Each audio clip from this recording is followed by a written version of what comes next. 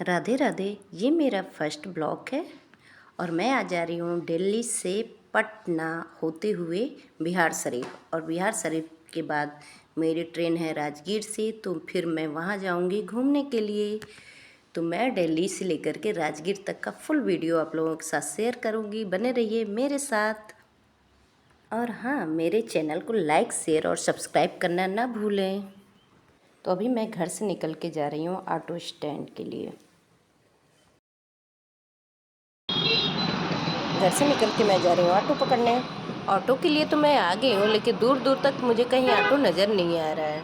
देखते हैं कितने देर में ऑटो आता है, क्योंकि जितना लेट ऑटो आने में होगा उतना ही लेट मुझे स्टेशन पहुँचने में होगा। ऑटो आ चुकी है।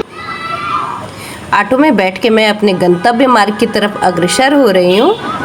ऑटो में आरडीसी के मार्ग से होते हुए ले जाता है पुराने बस अड्डा। पुराने बस अड्डे से हम पकड़ते हैं ई रिक्शा मेट्रो स्टेशन जाने के लिए। मैं फ़िलहाल ई रिक्शा में बैठ चुकी हूँ और मेट्रो स्टेशन पहुँच चुकी हूँ। ये न्यू बस अड्डा है। सीढ़ियों के माध्यम से होते हुए मैं मेट्रो स्टेशन में प्रवेश कर रही हूँ। अब मेरी मेट्रो भी आने वाली है।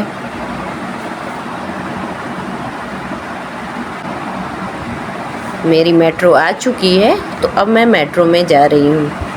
देखते हैं सीट मिलती है या नहीं मिलती है, या फिर खड़े ही जाना पड़ता है। Let's see.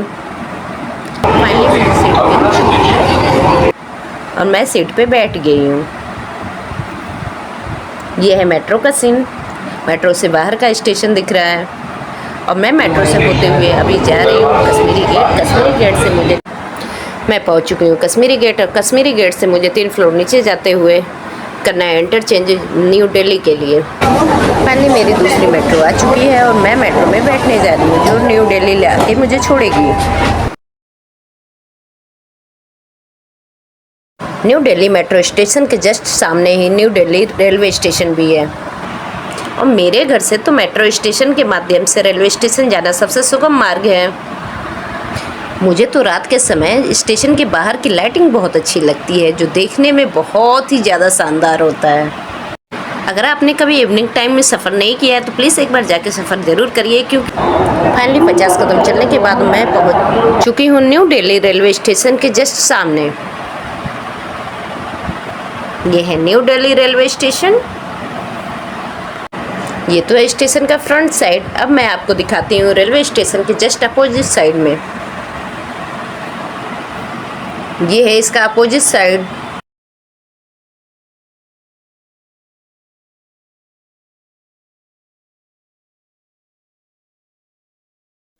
और इस रेलवे स्टेशन की सबसे खास बात आपको पता है क्या है? जहाँ मेन स्टेशन है उसके जस्ट बगल में ये एस्केलेटर लगा हुआ है, जिससे आप ऊपर जाएंगे और वहाँ पे लगेज चेकिंग के बाद आप अपने प्लेटफॉर्म पे जा सकते हैं।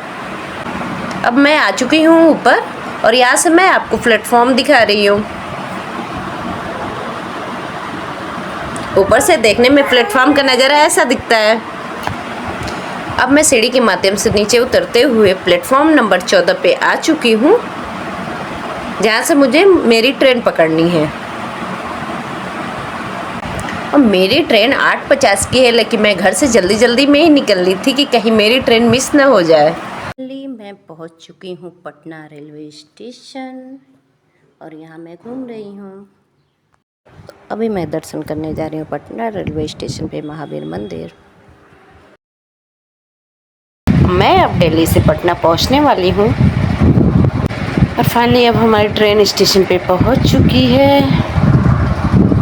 और अब मैं आ चुकी हूँ पटना रेलवे स्टेशन के जस्ट बाहर, और ये पटना रेलवे स्टेशन के बाहर का व्यू है। वैसे तो मुझे पटना से अभी आगे जाना है, लेकिन फिर भी मेरी दूसरी ट्रेन में 6 घंटे का टाइम है, तो मैंने सोचा कि ना तब तक मैं बाहर ही घूम लेती हूँ। और पटना रेलवे स्टेशन की बाहरी दीवारों की कलाकृति तो देखने लायक है। यहाँ पे स्वतंत्रता सेनानियों से लेकिन दांडी यात्रा तक का चित्रण किया हुआ है। और पटना आए और महावीर मंदिर नहीं घूमा तो क्या किया। इसके लिए ज़रूरी था ढूंढना एक साफ़ सुथरा बाथरूम जिसमें स्नान किया जा सके। और फाइनली मेरा सर्च अभियान ख़त्म हुआ और मुझे मिला वॉशरूम। इसके बाद स्नान ध्यान करने के बाद मैं मंदिर के लिए निकल गई। स्टेशन के बाहर 50 कदम चलने पे ही मेन एंट्रेंस गेट मिल जाएगा मंदिर का। और यहाँ से हमने जमा किए अपने चप्पल। फूल माला मैंने बाहर से ही ख़रीद लिया था। अंदर आने पे मैंने ख़रीदा प्रसाद, जो यहाँ पे शुद्ध देसी घी में मिलता है, जिसका टेस्ट बहुत अच्छा होता है। और इसके बाद धीरे धीरे मंदिर की सीढ़ियों पे चढ़ते हुए मैं अपने गंतव्य मार्ग की तरह अग्रसर हो रही हूँ। चूँकि दोपहर के 1:30 बज रहे थे तो मंदिर में इतनी भीड़ नहीं थी, जिससे दर्शन बहुत ही आसानी से हो गए। फाइनली मैंने किया महावीर जी के दर्शन। और यहाँ पे 2 मुखी महावीर जी की मूर्तियाँ हैं। एक मनोकामना पूर्ति महावीर जी और दूसरे संकटहरण महावीर जी की मूर्ति है।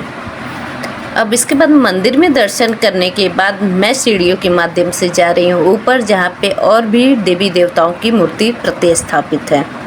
और यहाँ पे राधा कृष्ण, माता दुर्गा और भगवान शिव की मूर्तियाँ हैं।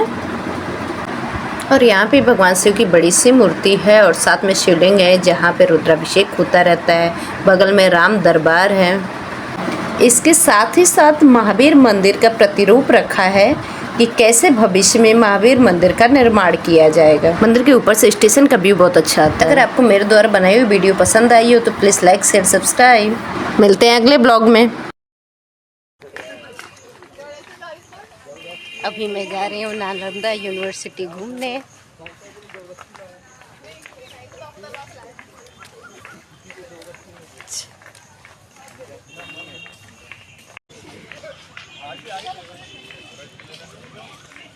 ये हूँ मैं,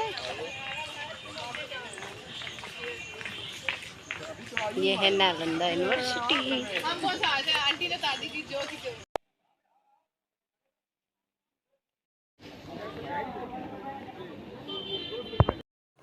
मैं बिहार शरीफ गई हुई थी अपना एग्ज़ाम देने, तो मैंने सोचा क्यों ना एग्ज़ाम देने के साथ साथ थोड़ा घूम लेती हूँ, क्योंकि मेरे ट्रेन में टाइम था। मुझे तुरंत का टिकट नहीं मिला था कंफर्म।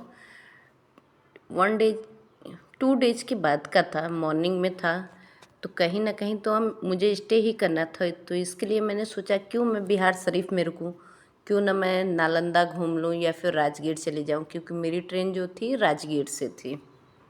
और जैसे मैं एग्ज़ाम दे के खाली हुई, मुझे 1 से 1.5 घंटे बाद मिलता है ऑटो, क्योंकि एग्ज़ाम की वजह से इतनी ज़्यादा भीड़ थी। बीपीएससी का एग्ज़ाम चल रहा था और भीड़ इतनी ज़्यादा थी कि ऑटो मिलना मुश्किल हो गया था। फिर वहाँ से हमने बस पकड़ी थी नालंदा के लिए, जो 25 रुपये सवारी के हिसाब से हमें नालंदा ले आया था। उस बस से मैं पहुँच गई 1 घंटे में, 1 घंटे क्या उससे कम टाइम में ही मैं नालंदा पहुँच गई थी। और नालंदा पहुँचने के बाद मैं सोची क्यों ना मैं थोड़ा भी टाइम है तो घूम लेती हूँ, क्योंकि नालंदा से ही दूसरी ट्रेन थी राजगीर के लिए। लेकिन फिर मैंने सोचा चलो पहले नालंदा यूनिवर्सिटी घूम लेते हैं, क्योंकि एक नालंदा यूनिवर्सिटी ही थी ऐसी जिसको मैंने बचपन से सुन रखा था कि नालंदा यूनिवर्सिटी है, नालंदा यूनिवर्सिटी है। तो मन में एक जिज्ञासा थी कि मैं अगर कभी बिहार जाऊं तो नालंदा यूनिवर्सिटी ज़रूर घूमूं। और जब मैं आज बिहार आई तो मैंने सोचा क्यों ना पहले मैं अपनी इच्छा को ज़रूर पूरी कर लूं। और मैंने ये भी सोचा इन फ्यूचर पता नहीं फिर मैं इधर आऊं या ना आऊं, तो आई हूं तो एक बार ज़रूर घूम लूं। और मेरे पास टाइम भी था, इसलिए मैंने उसे अच्छे से कंज्यूम किया और अच्छी जगह पे कंज्यूम किया। तो फिर घूमते हैं और नालंदा के बारे में थोड़ी बहुत जानकारी इकट्ठा कर लेते हैं। नालंदा विश्वविद्यालय जो अपने आप में ही बहुत सारी स्मृतियों को छुपाए हुए हैं। और आज भी नालंदा यूनिवर्सिटी की ध्वस्त मीनारें या फिर ध्वस्त दीवारें जो हैं अपने ऊपर हुई जाति के इतिहास को बयां करती है कि कैसे उनके ऊपर जाति की गई थी या उन्हें कैसे खंडहर बनाया गया था। नालंदा यूनिवर्सिटी राजगीर से 12 किलोमीटर दूर बड़ा गांव में स्थित है। नालंदा हमें अतीत के झरोखे का ज्ञान कराता है। यहाँ की खुदाई से महान एवं प्राचीन विश्वविद्यालय नालंदा के अवशेष भी मिलते हैं। प्राचीन काल में नालंदा एवं तक्षशिला 2 प्रमुख विश्वविद्यालयों का वर्णन पाया जाता है। तक्षशिला पाकिस्तान में स्थित है तथा नालंदा भारत के बिहार प्रदेश में है। ज्ञान की ये अनमोल विरासत आज खंडहर अवस्था में ही अपनी भव्यता की अमिट कहानी बयां करती है। नालंदा विश्वविद्यालय की स्थापना ईसा की 5वीं सदी में हुई थी। 12वीं सदी तक ज्ञान का यह पीठस्थान अपने चरमोत्कर्ष की अवस्था में था। कभी यहाँ पर 2000 अध्यापक और 10,000 छात्रों की संख्या होती थी और नालंदा में एक के बाद एक कई राजाओं ने यहाँ पर बौद्ध मठों की स्थापना की और काल के प्रभाव से आक्रमणकारियों ने इन्हें बहुत नुकसान पहुँचाया। वर्तमान में इनके अवशेष मात्र ही इसकी भव्यता की अमिट कहानी का बखान करते हैं। नालंदा यूनिवर्सिटी को बख्तियार खिलजी ने पूर्ण रूप से नष्ट कर दिया था। 1193 ईस्वी में यह तुर्क आक्रमणकारी मोहम्मद बख्तियार खिलजी और उसकी मुस्लिम सेना के साथ बिहार पर हमला किया और इस यूनिवर्सिटी में उसने आग लगा दी। उस समय उस यूनिवर्सिटी में कम से कम 10,000 छात्र और 2,000 शिक्षक रहा करते थे और उसके परिणाम स्वरूप उसके यूनिवर्सिटी में आग लगवाने के परिणाम स्वरूप नुकसान ये हुआ कि वहाँ पे विश्वविद्यालय में ही बहुत बड़ा पुस्तकालय था। कहा यह भी जाता है कि लगभग 3 महीने तक उस पुस्तकालय में आग दहकती रही और वो पुस्तकालय 9 मंजिला थी। आप इमेजिन कर सकते हैं कि 9 मंजिला पुस्तकालय अगर किसी विश्वविद्यालय के है तो वो विश्वविद्यालय कितना विस्तृत स्तर पे रहा होगा। और ये है नालंदा यूनिवर्सिटी का छात्रावास। आप देख सकते हैं कि इसकी दीवारें कितनी मोटी हुआ करती थी और ये एक एक कक्ष स्टूडेंट के लिए बनाया हुआ होता था और साथ ही दूसरे कक्ष में जाने के लिए भी थोड़े थोड़े होल बनाए हुए थे ताकि, और इतनी दीवारें मोटी थी कि उसमें किसी को गर्मी का एहसास भी नहीं होता था। ये सारे छात्रों के लिए छात्रावास बने हुए थे जो कि विश्वविद्यालय के अंदर ही स्थित है। और आज भी जब आप नालंदा यूनिवर्सिटी के उस खंडहर में जाएंगे तो आप देखेंगे कि बहुत ही मोटी मोटी दीवारें बनी हुई है और वहाँ पे दीवारों के पास स्टूडेंट के लिए बैठने के लिए छोटी छोटी पत्थर की चौकियाँ बनी हुई थी जिस पे वो बैठ के पढ़ाई किया करते थे और साथ ही छोटी छोटी चौकियाँ छात्रों के लिए और उसके मध्य भाग में एक बड़ी सी शिला की चौकी बनी होती थी, वहाँ जो शिक्षक बैठ के पढ़ाया करते थे। चूँकि मैं अपना सारा सामान लेकर ही यूनिवर्सिटी गई हुई थी क्योंकि मैं एग्ज़ाम देने बाहर गई और सेंटर के बाद एग्ज़ाम से जैसे ही सेंटर हॉल से निकले एग्ज़ाम दे कर के मैं वहाँ से बस पकड़ के चली गई नालंदा। और जब मैं नालंदा पहुँची तो 50 किलो का बैग मेरे पीठ पे ही था जिसको कंटिन्यू मैं पीठ पे लाद करके पूरे नालंदा यूनिवर्सिटी का भ्रमण करती रही। और ये है बुद्ध मंदिर। उस समय ऐसे बुद्ध मंदिर बना हुआ करते थे जिस पे लिखा हुआ है मंदिर संख्या 3। और यहाँ पे आप जो ये गोल गोल और चौकोर चौकी नुमा पत्थर देख रहे हैं जो बनाए हुए हैं पत्थरों को काट करके, ये शिक्षकों के बैठने के लिए हुआ करते थे जिस पर शिक्षक अपना आसन जमाते थे और विद्यार्थी नीचे बैठ के पढ़ते थे। और कहीं कहीं पे बड़े बड़े पत्थर जो गोल गोल बने हुए हैं उस पर शिक्षक बैठते थे और कुछ कुछ दूरी पे जो चौकोर हिस्से में दो दो उस गोले पत्थर के अगल बगल दोनों साइड से बने होते थे वहाँ पे छात्र बैठते थे और बैठ करके अपने शिक्षक की बातें सुनते थे। और यहाँ पे भारतीय पुरातत्व विभाग द्वारा 2016 में इसका सर्वेक्षण किया गया था जिसका जिक्र वहाँ के ईंटों पे किया हुआ है। कहीं कहीं पे ईंटों पे डेट और नंबरिंग की गई है जिससे पता चल सके कि ये विश्वविद्यालय कितना पुराना है। तो घूमने के लिए बहुत सारी जगह भी वहाँ बाकी थी जहाँ मैं घूमने नहीं गई क्योंकि अब मेरी ट्रेन आने वाली थी और मैं थी अकेले, इसलिए शाम का टाइम हो रहा था तो मैं और जगहों पे घूमने नहीं गई। और विश्वविद्यालय प्रांगण में जगह जगह पे बड़े बड़े चौकोर से शिलालेख बने हुए थे, मतलब छत ये जैसे हम लोगों की छत की ढलैया होती थी वैसे ही हुई थी।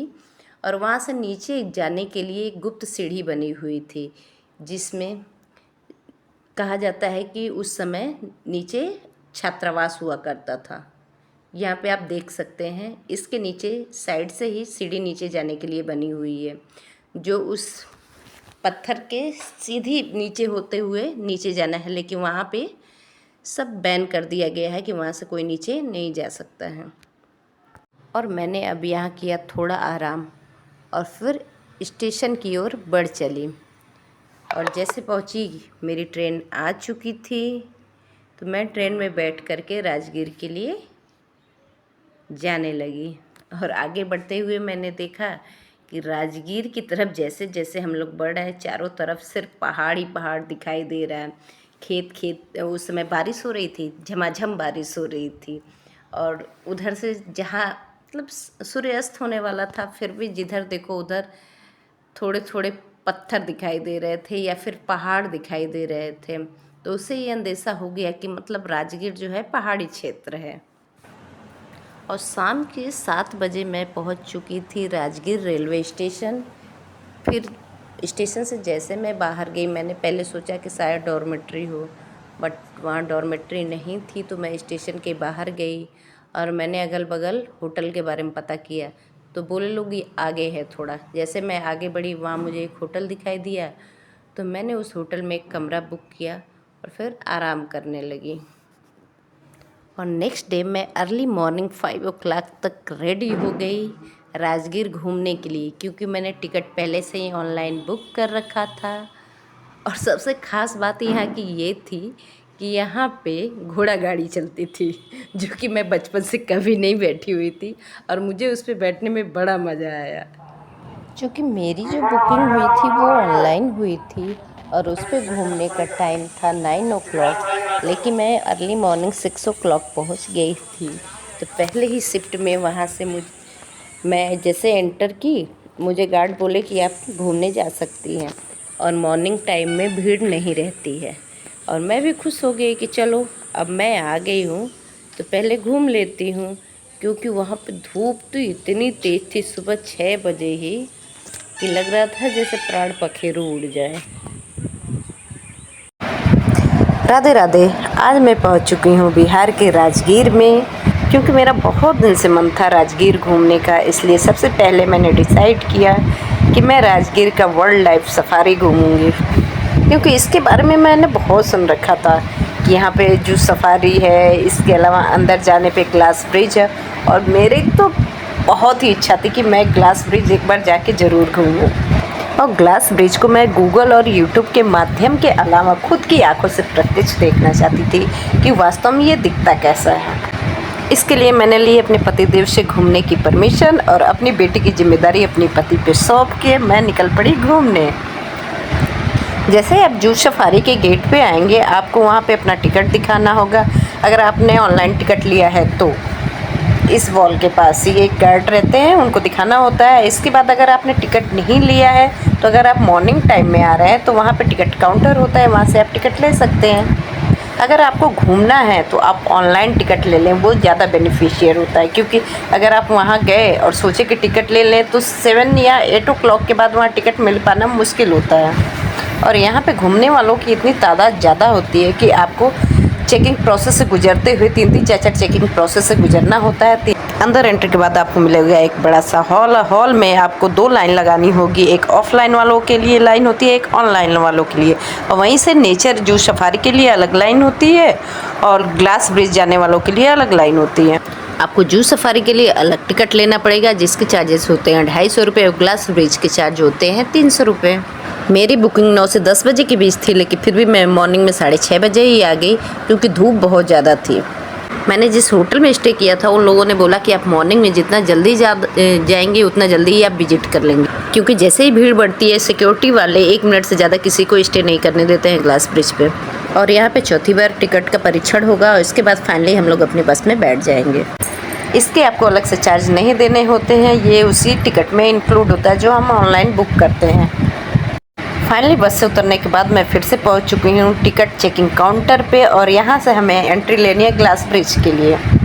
और अब इस रास्ते से होते हुए हम लोग पहुँचने वाले हैं ग्लास ब्रिज। और जैसा नाम वैसा काम, जैसा कि नाम है नेचर सफारी, वैसे ही यहाँ का नेचर देखने लायक है।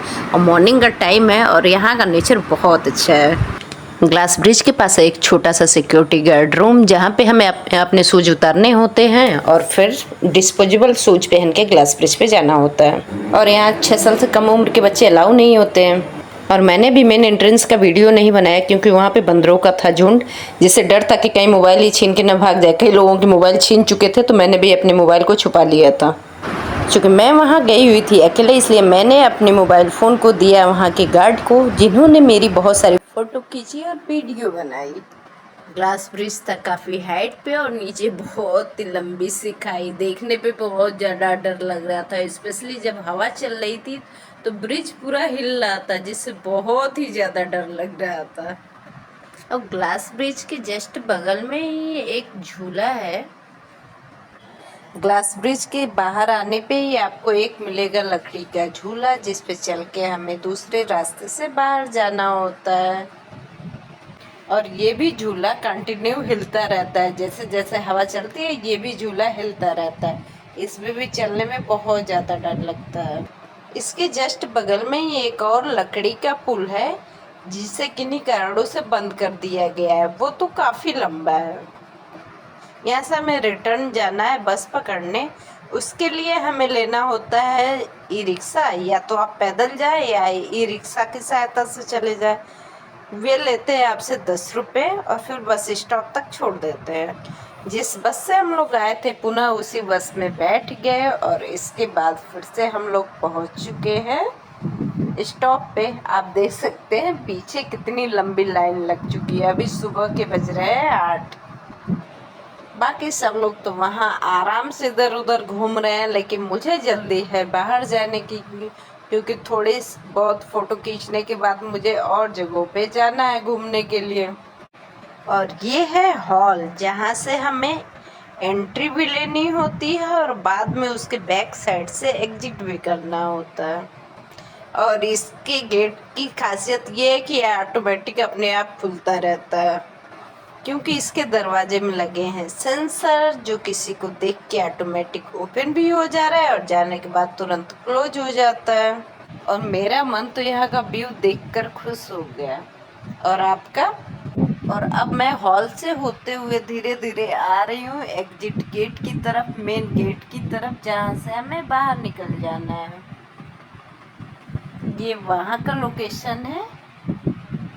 और यहाँ का लोकेशन तो इतना अच्छा है कि अगर धूप ना रहे तो आपके कई घंटे कैसे बीत जाए आपको खुद नहीं पता चलेगा। लेकिन धूप इतनी ज़्यादा थी सुबह के टाइम में कि मैं कुछ बोल नहीं सकती उसके बारे में। अगर आपको मेरी वीडियो अच्छी लग रही हो तो please like, share and subscribe. और अब मैं पुनः आ जाती हूँ बाहर और आकर मैं देखती हूँ तो यहाँ पे ढेर सारे घोड़ा गाड़ी लगे हुए हैं, जिसको यहाँ के लोग इक्का बोल रहे थे। और बोले कि ये लोग प्रति व्यक्ति 100 रुपये लेंगे और ले जाके आपको बुद्ध मंदिर छोड़ देंगे। मैं भी खुश होकर के घोड़ा गाड़ी पे बैठ जाती हूँ घोड़ा गाड़ी की सवारी के लिए।